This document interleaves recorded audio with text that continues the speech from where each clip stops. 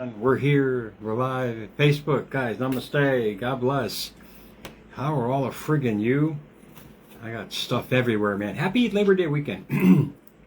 And I will get out of my double shift stupor and give you guys some real information that hopefully you can spend the next day and a half of your time off just relaxing.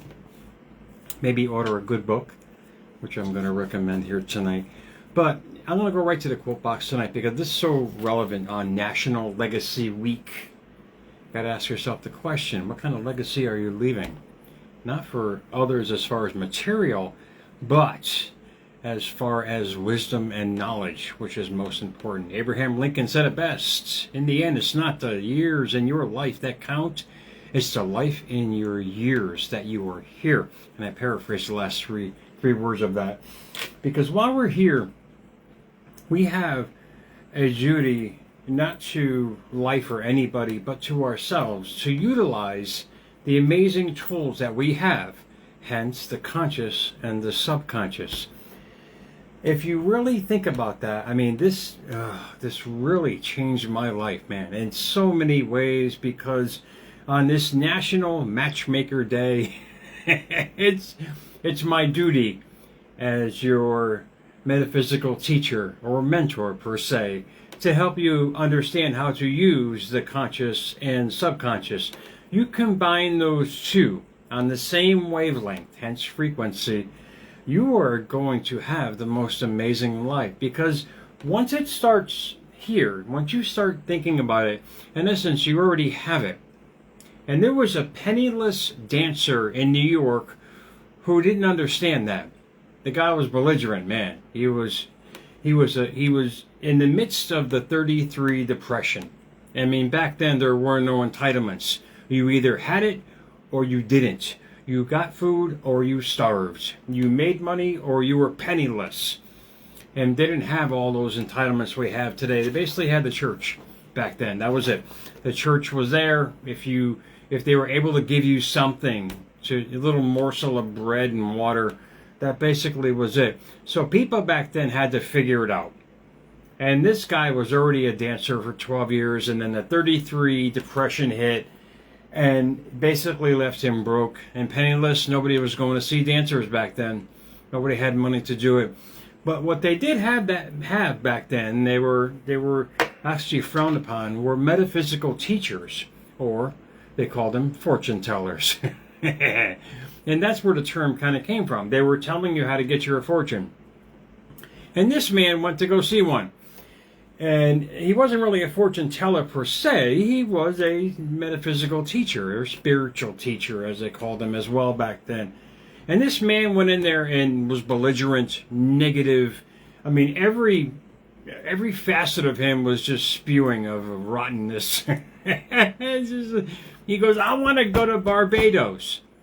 And I want to see my family, damn it. And he was adamant. And I want to go first class on a cruise. And the spiritual teacher was named Abdullah, or Abdullah, however way you want to pronounce it. And he told him, you're already there. You've already been there. And the guy said, no, I'm not. I'm here. I am penniless. Listen to the words I'm saying.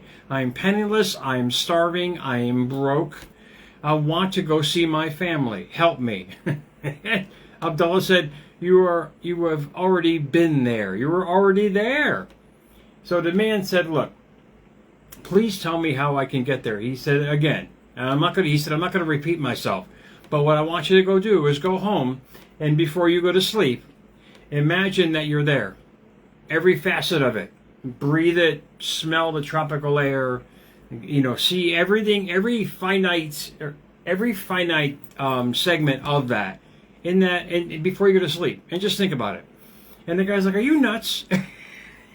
Imagine somebody telling you, especially now, people are like, what are you talking about? He told him to go home and to imagine his trip, first class trip, and every facet of it, and to feel it, and to really get involved with it. A week goes by, he goes and sees him, it's not happening yet. You have to keep going home, and before you go to sleep, remember, you've already been there. Go home and imagine it, and really think about it, and put yourself in the state of being there. And he kept doing it. Finally, this man received a letter from his family in Barbados, and it says, we have a ticket for you on the next ship heading out. They didn't have the cars back then. Meatball weren't traveling to Barbados, or planes back then. They weren't even invented. Anyway, point being is, he got this letter. He rushes back. He said, I didn't get first class. This is how negative this man was.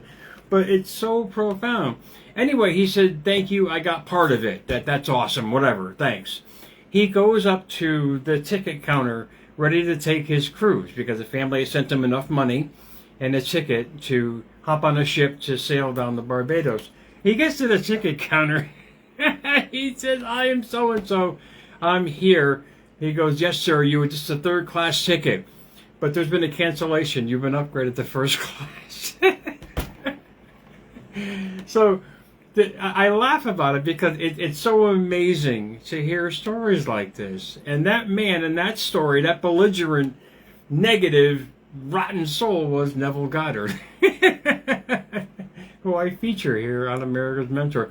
It was the catalyst to the next segment of his life, because from that he really understood that the power of the mind. There's something going on between our left and right ear, and there's something that is if we embody it every day, it's going to change our life. And I hope that story really resonates within you, because he goes on to, from there, this is 33 now. In 1941, he released his first book.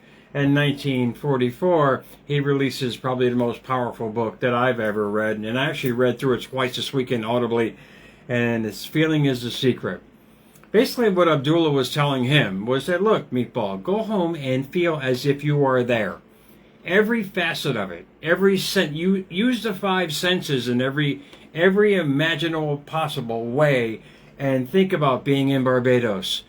And that's exactly what Neville did. He practiced it and practiced it, even though his negative mind kept telling him, no, no, no. He incorporated his five senses in actually being in Barbados, and that inspired him to say, look, wait, I'm not a dancer, I'm a spiritual teacher as well, because I just learned the biggest lesson about life, how to use the conscious and subconscious mind. And from there, 500 lectures later, people inspired all over the world. That's the kind of legacy I want to leave with you guys, is sharing that kind of information. And when you understand how to use the tools, man, when you understand how to use your mind in the most productive way by incorporating the conscious and subconscious, which I'm going to divulge to you guys, in how the mother-father or father-mother aspect, it says in the commandments, honor your father and mother, understand what they were talking about in Scripture as well. So I'm going to go bright here, so just bear with me there, Meatball. I'm going to read you a quick passage from it. I got to make the font like a 20 because I couldn't see it. Listen to this passage from the very first part. I mean, I checked online, and Feeling is a Secret is like $8. I mean, this book can actually change your life if you truly understand what Neville was saying and what he learned from his experience, because from there he spent the next 10 years really embodying everything about the conscious mind, and how Scripture was telling us one way. He said, wait, no, they're telling us another way. He offered an amazing perspective on how everything works. And hopefully this changed my life in so many ways, because when I realized that they weren't telling us something, they were instructing us to be something. And being that something is going to change your friggin' life. Listen to these words. Consciousness is the one and only reality. This is the first part of Feeling is the Secret. You guys can basically see it on YouTube for free, read it online for free. Literally, I mean, it's wisdom like this that is life-changing, man. Consciousness is the one and only reality, not figuratively, but actually. The reality may, for the sake of clarity, be likened onto a stream, which is divided into two parts, the conscious and subconscious. In order to intellectually operate the law of consciousness, it is necessary to understand the relationship between the conscious and the subconscious. Listen, I mean, it's amazing how he articulates the mind. And for us to realize that, understand how the engine moves, we'll understand how to start it, how to use it, all the bells and whistles in life, and really put our dreams into motion by using it. He goes on to say, the conscious is personal and selective. The subconscious is impersonal and non-selective. In other words, it's not biased. So whatever you're putting in here constantly goes back there constantly, and the subconscious says, okay, fine, we're gonna give you exactly what you're dwelling on every day. So really think about it. It'll give you an idea. What you're allowing in is what's going to come out.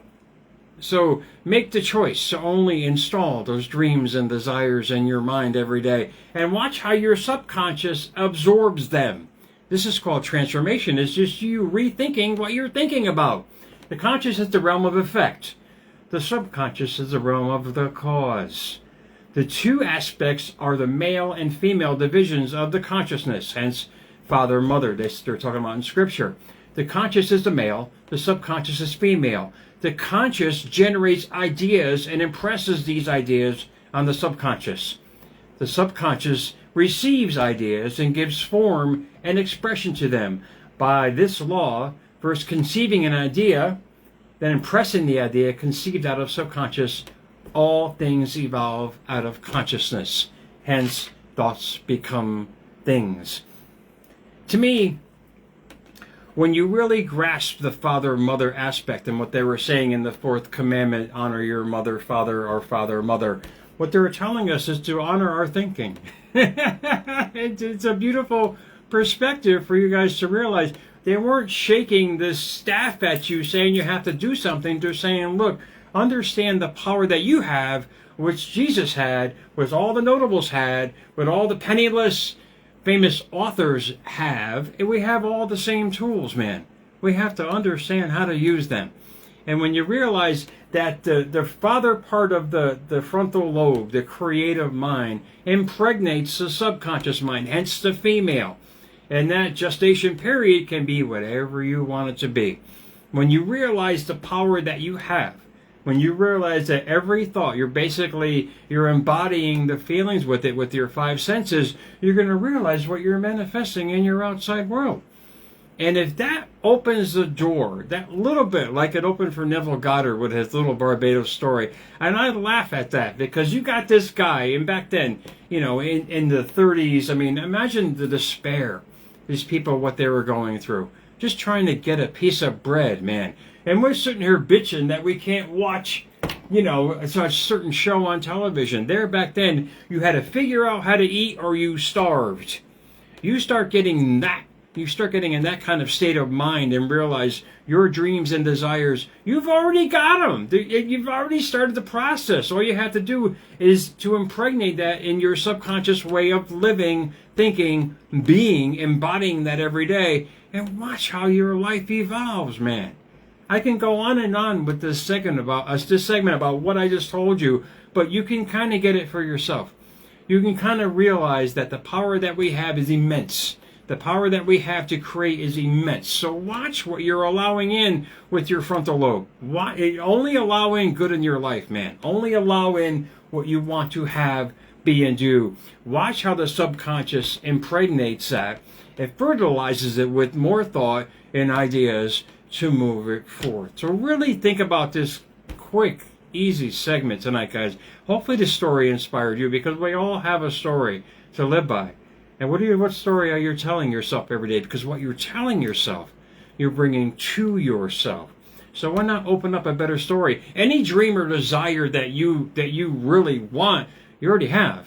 You just got to keep fertilizing it with good thoughts, emotions, and feelings every day.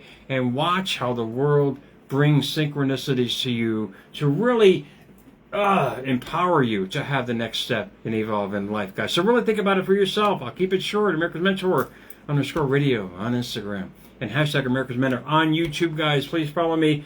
I mean, imagine, I'm still in awe of the story of Neville Goddard, and hopefully it inspires you guys to realize we're all the same.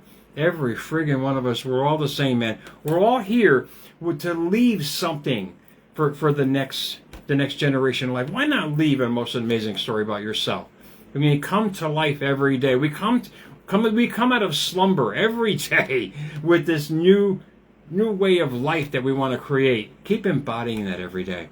Keep realizing the person that you are and how powerful you are. Use your conscious and subconscious mind to get you to the next step of your life by using your five senses, what you see, hear, smell, taste, and touch. Watch how your friggin' life changes, guys. Enjoy your weekend. Enjoy your time. I had so much more to give. It wasn't happening. I don't want to keep you guys on too long. I'm going to bed. Enjoy your weekend, guys. I'll see you Tuesday. I'll definitely run this show on somewhere I have too much information. Enjoy your Sunday, guys. I'll talk to you guys soon, man.